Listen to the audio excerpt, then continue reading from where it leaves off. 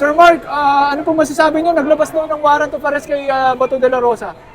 Alam niyo po, ito yung matagal nang hinihintay, lalo na nung mga pamilya nung biktima ng madugong war on drugs. Madugo at illegal na drug war na nangyari nung panahon ni dating Pangulong Rodrigo Duterte. O, kasabay po ito nung balita na yung abogado ni Digong, di ba? Matras na yung kanyang legal counsel, magpapalit. Sa akin po, hindi enough na si Duterte lang yung nagtatrial ngayon doon sa ICC. Dapat po yung mga general na kanyang ginamit at nag-implement nung Oplan double barrel, nung Oplan tokhang, at yung quota system na ginamit po doon sa madugo at illegal na drug war, ay yun po ay ma-trial din at matignan po yung kanilang naging role doon sa nangyari noong 2016 hanggang 2019. Paano pag sinabi po niya na nautusan lang naman daw po siya? Yun po ang depensa niya. Kumbaga, nasa kanya na po yun. Yung kanyang magiging defense doon sa trial.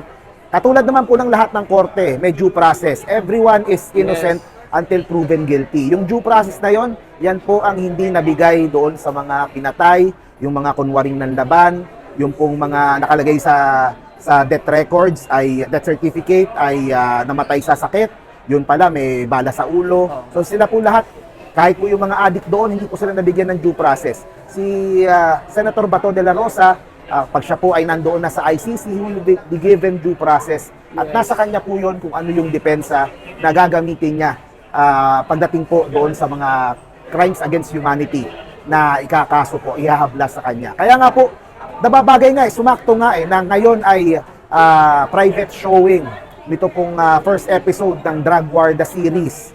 Kung saan po pinapakita yung nangyari sa ground. Dishumanizes po yung pong mga, lahat po yung mga pulis, yung mga biktima, yung mga pamilya ng biktima, yung pong mga miyembro ng kaparian na tumutulong doon sa mga naging biktima ng madugong drug war. It humanizes everyone. It shows yung different sides. Side nung addict, side nung pamilya, side nung police, side nung mga pabor sa drug war, side din nung mga against sa drug war. Kasi ang nangyayari dito, it is sometimes a question of morality. Yes. Tama ba o hindi morally yung drug war? Ganun yung nagiging usapan Kasi yung iba sinasabi, hindi, justified naman yan kasi addict naman, dapat patayin yan. Yun yung kanilang paniniwala. Pero ang bottom line kasi dito, illegal. Wala po sa batas natin na pwede ka na lang pumatay kahit addict. Dapat ginawa nilang batas yun. Kung talagang seryoso sila sa ganong polisiya, dapat nilegalize nila yung pagpatay ng addict. Binalik nila yung death penalty. Kaso hindi naman nila ginawa yun. Ang ginawa po nila, lumabag sila sa batas, nagkaroon ng quota system, at yun po yung tinatrial ngayon sa ICC. Yung epekto nun sa mga ordinaryong Pilipino on the ground, yun po yung pinapakita dito sa drug war. And ito po ay papalabas pa lang.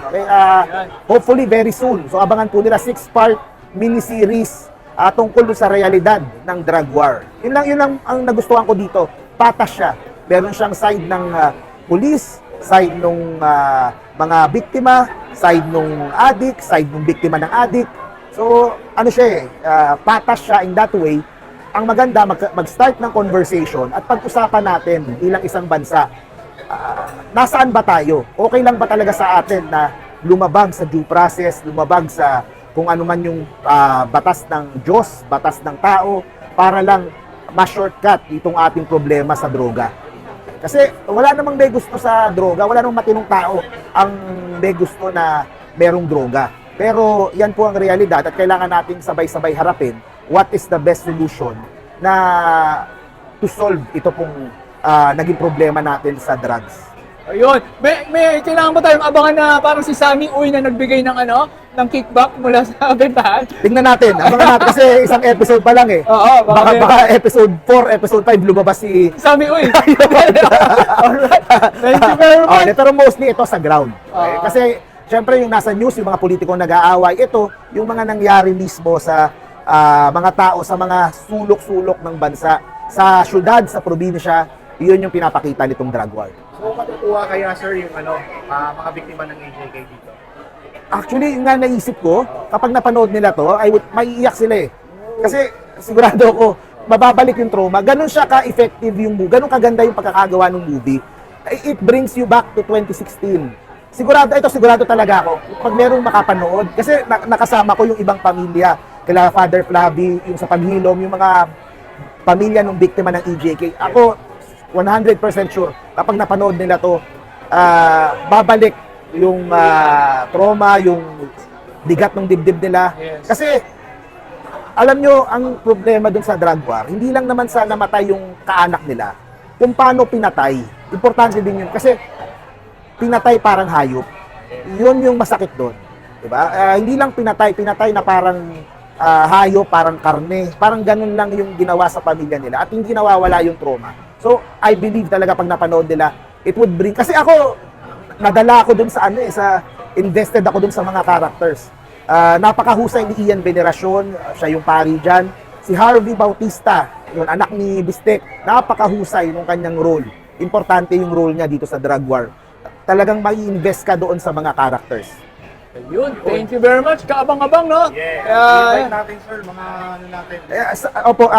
Sa ngayon po ay, kumbaga, to be announced yung kung saan lalabas itong 6-part miniseries na Drug War. Pero check out yung pong trailer.